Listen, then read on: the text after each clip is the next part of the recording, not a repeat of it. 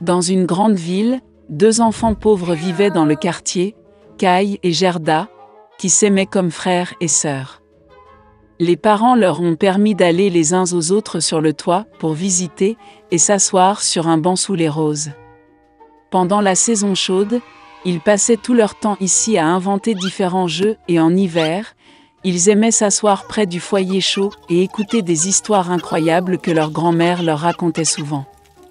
Une fois, alors que les enfants regardaient un livre d'images, Kai a senti quelque chose le piquer dans les yeux et le cœur. C'étaient les fragments du miroir de la puissante dame, la Reine des Neiges.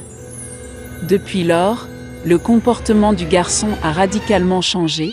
Il est devenu en colère, grossier et cruel. Un jour, Kai a fait de la luge et n'est jamais revenu. Quand Gerda a appris la disparition de Kai, elle a pleuré pendant un long moment. Mais elle était sûre que Kai était en vie, alors elle décida de partir à sa recherche. Pendant longtemps, Gerda a marché à travers les forêts, à travers les champs, puis elle est tombée sur une magnifique maison, enterrée dans les fleurs. L'hôtesse est sortie vers elle. C'était une vieille sorcière avec un grand chapeau de paille. La vieille femme aimait vraiment Gerda, et donc elle a ensorcelé la pauvre fille et l'a laissée avec elle pour toujours. Gerda a oublié le but de son voyage et a passé beaucoup de temps à jouer dans le magnifique jardin de l'hôtesse hospitalière. Une fois, elle a accidentellement vu une rose et s'est souvenue de Kai, et se réveillant immédiatement de la magie, elle a pris la route. Sur le chemin, Gerda a rencontré un grand corbeau intelligent. Il a dit à la fille qu'il connaissait une princesse sur le point de se marier et que son fiancé ressemblait beaucoup à Kai. Le corbeau accepta de lui emmener Gerda. Une fois dans le palais, Gerda a réussi à voir le futur prince. Malheureusement, ce n'était pas Kai. La princesse, ayant entendu la triste histoire de la jeune fille, lui a offert une voiture d'or avec un cocher et des domestiques, ainsi que des chaussures, un manchon et une robe magnifique. Et Gerda a pris la route. Dans la forêt sombre, la voiture étincelante a immédiatement attiré l'attention des voleurs, qui l'ont immédiatement attaquée. Le voleur a fait prisonnier Gerda. Elle a emmené Gerda au château du voleur pour montrer sa ménagerie, qui contenait des pigeons forestiers et des rennes de Laponie.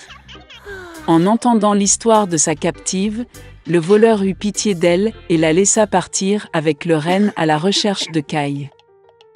Le renne a amené la fille à la vieille femme Lapone, qui a réchauffé et nourri la jeune fille épuisée. Elle a écrit quelques mots sur la morue séchée à son amie Fine, qui vivait près du palais de la Reine des Neiges, en lui demandant de l'aider. Elle expliqua à Gerda que la raison du mauvais comportement de Kai était les fragments du miroir qui frappaient son cœur et ses yeux, et il ne serait jamais le même si la glace n'était pas fondue par le pouvoir d'un cœur chaleureux et aimant. Gerda se rendit au palais de la Reine des Neiges. Toute seule, personne n'osa s'approcher de la maison de la puissante dame. Elle était très froide et effrayée.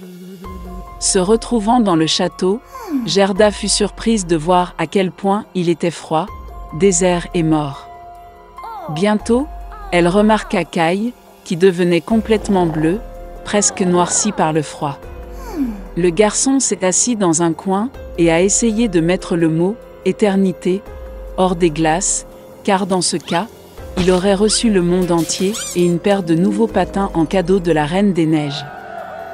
Gerda se précipita vers Kai, le serra fort dans ses bras et se mit à pleurer. Avec ses larmes chaudes, elle fit fondre l'éclat coincé dans le cœur du garçon. Après avoir ramassé, Kai a également commencé à pleurer, et le deuxième éclat a coulé de ses yeux avec des larmes. Comme ils étaient heureux de se voir. Mais il n'y avait pas de temps pour la joie. Ils ont dû sortir du palais de glace avant le retour de la Reine des Neiges. Lorsque Kai et Gerda sont finalement sortis du royaume de la Reine des Neiges, ils se sont dépêchés de rentrer chez eux. Sur le chemin du retour, ils ont rencontré tous les amis qui ont aidé Gerda dans sa recherche. À la maison, leur rose fleurie préférée les attendait, et tout ce qui se passait fut vite oublié par eux, comme un rêve lourd. Il était une fois une mère porc et ses 3 porcelets. 3 frères ont la même taille. Ronds, roses, avec les mêmes queues drôles. Tout l'été, les cochons jouaient dans l'herbe verte, se prélassaient au soleil, se prélassaient dans les flaques d'eau. Mais l'automne est arrivé. Un jour, ma mère a dit qu'il était temps pour eux de penser à l'hiver. Elle leur a demandé de construire une grande maison. Le jeune frère a dit que l'hiver était encore loin.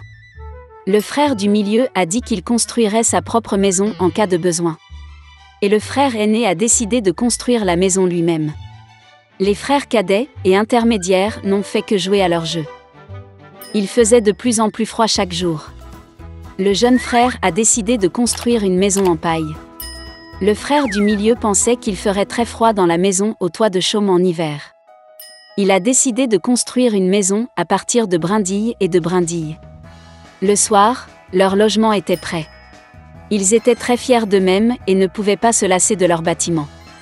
Maintenant, ils étaient libres et pouvaient faire ce qu'ils voulaient. Ils ont décidé d'aller voir leur frère aîné et de voir quel genre de maison il s'était construit. Le frère aîné était occupé à construire. Il a appliqué des pierres, malaxé de l'argile et s'est lentement construit une maison fiable et durable. Les jeunes frères ont trouvé leur frère aîné au travail. Ils étaient très surpris du genre de forteresse qu'il construisait. Le frère aîné a continué calmement à travailler. Les frères cadets et intermédiaires ont commencé à plaisanter et à rire de sa maison. Ils étaient tellement amusés que leurs cris résonnaient loin à travers la pelouse. Le frère aîné a demandé à se taire, car le loup pouvait les entendre. Les frères cadets et intermédiaires étaient encore plus amusés. Ils ont décidé que le frère aîné n'était qu'un lâche. Et les 2 braves frères sont allés se promener. En chemin, ils ont chanté et dansé, et quand ils sont entrés dans la forêt, ils ont fait un tel bruit qu'ils ont réveillé le loup qui dormait sous le pin. Le loup mécontent et affamé se rendit à l'endroit d'où provenaient les hurlements de 2 cochons stupides. Les frères marchaient joyeusement et parlaient de la facilité avec laquelle ils traiteraient le loup. Et soudain, ils ont vu un vrai loup vivant. Il se tenait derrière un grand arbre. Il avait des yeux très mauvais et une énorme bouche à pleines dents. Les frères étaient si effrayés que leurs queues minces tremblaient finement, finement. Le loup se prépara à sauter, il fit claquer ses dents et cligna de l'œil droit. Les porcs reprirent soudain leurs esprits, hurlant à travers la forêt, se précipitèrent pour s'enfuir. Soulevant des nuages de poussière, ils se précipitèrent chacun dans sa propre maison. Le jeune frère a couru vers sa hutte au toit de chaume et a claqué la porte devant le loup. Le loup grogna et demanda d'ouvrir la porte. Le jeune frère, par peur, ne put prononcer un mot. Puis le loup a commencé à souffler. Le toit léger s'est instantanément envolé de la hutte au toit de chaume. Le loup prit une profonde inspiration et souffla une seconde fois, et la maison en chaume vola dans toutes les directions. Le loup était ravi, claqua des dents et se jeta sur son jeune frère. Mais le cochon esquiva habilement et courut. Il a couru à la maison du frère du milieu. Les frères réussirent à s'enfermer et se regardèrent avec consternation. Le loup s'est fâché et a commencé à souffler. La maison est légèrement de travers. Le loup a soufflé une seconde, puis une 3e, puis une 4e fois. Mais la maison était toujours debout. Le loup prit une profonde inspiration et souffla pour la 5e fois. La maison a tremblé et s'est effondrée. Une seule porte resta quelque temps au milieu des ruines. Dans l'horreur, les porcelets se sont précipités vers la maison de leur frère aîné. Le loup a couru après eux. Il était sûr que cette fois les porcs ne le fuiraient pas. Les porcelets se sont rapidement précipités devant le grand pommier sans même le heurter. Et le loup n'a pas eu le temps de se retourner et a heurté le pommier, qui le recouvrait de pommes. Une pomme dure le frappa entre les yeux. Une grosse bosse sauta sur le front du loup. À ce moment-là, les frères cadets et intermédiaires ont réussi à pénétrer dans la maison du frère aîné et à verrouiller la porte.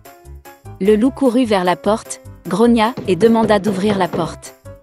Les jeunes frères avaient très peur et ne pouvaient rien dire en retour. Et le frère aîné savait que lui et ses frères n'avaient rien à craindre dans une maison en pierre solide. Puis le loup a aspiré plus d'air et a soufflé dès qu'il a pu. Mais peu importe combien il a soufflé, pas une seule pierre n'a bougé. Et puis il a levé les yeux, et a remarqué une grande et large cheminée sur le toit. Il monta prudemment sur le toit, et commença à descendre le tuyau. Les cochons ont entendu un bruissement. Le frère aîné a immédiatement deviné quel était le problème. Il se précipita rapidement vers le chaudron, dans lequel l'eau bouillait, et en arracha le couvercle. Le loup descendit la pipe et tomba directement dans le chaudron. Ses yeux s'agrandirent sur son front. Le loup échaudé s'envola, avec un rugissement sauvage, et se précipita dans la forêt. Et les 3 petits cochons se sont occupés de lui, et étaient heureux d'avoir si habilement enseigné une leçon aux méchants voleurs. Dès lors, les frères et leur mère ont commencé à vivre ensemble, sous un même toit.